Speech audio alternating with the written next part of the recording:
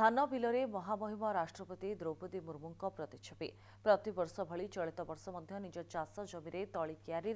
तली मध्यम राष्ट्रपति द्रौपदी मुर्मू प्रतिच्छबि को आंकिबार प्रयास करछन्ती जयपाटनार राज्यस्तरीय पुरस्कार प्राप्त तथा चाषी प्राणरंजन बेहेरा। ओडिया भाषा संस्कृति ऐतिह्य परंपरा को उज्जीवित करने सहित प्रथम ओडिया महिला राष्ट्रपति उद्देश्य एक अभिनव उद्यम द्वारा चर्चार परिसर को आसिछन्ती। त्रिरंगार रंग मध्य महामहिम राष्ट्रपति को स्थानित दे एक सुंदर कृति कर सफल होती। प्रकृति बंधु पुरस्कार प्राप्त चाषी प्राणरंजन जैविक प्रणाली चाष कर स्वल्प खर्च रेकर्ड धान उत्पादन करने सहित निज फार्म हाउस अन्य फसल कर समर्थ। एकाधार जड़े सफल चाषी सुलेखक और समाजसेवी भाव में विभिन्न जिला तथा राज्यस्तरीय और राष्ट्रीय पुरस्कार पाइछन्ति से। भारतर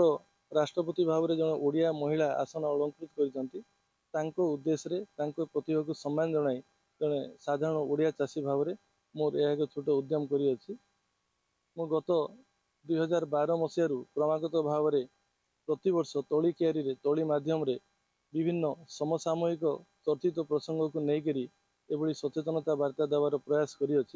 एवर्ष तली क्यारी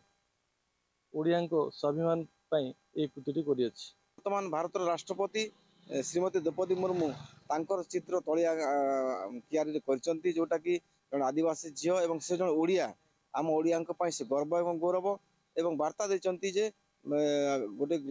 आदिवासी झील ओडिया झील देशर सर्वोच्च शासन पद रही पारे एवं समस्त समन्वय जो वार्ता अभिनव प्रयास को मु साधुवाद जनाऊँगी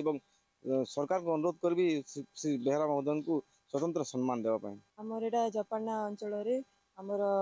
अग्रणी चाषी भाव में निके श्री प्राणरंजन बेहरा आज्ञा निके धान क्यारी आज माननीय राष्ट्रपति श्रीमती द्रौपदी मुर्मू गोटे चित्र आंकीचन जेनटा कि से लास्ट 10 years है ये तली मध्यम गोटे सचेतन वार्ता दौचन आउ एबे मध्य से सचेतन वार्ता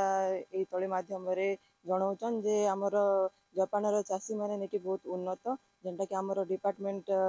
भी गोटे गर्वर जिनस।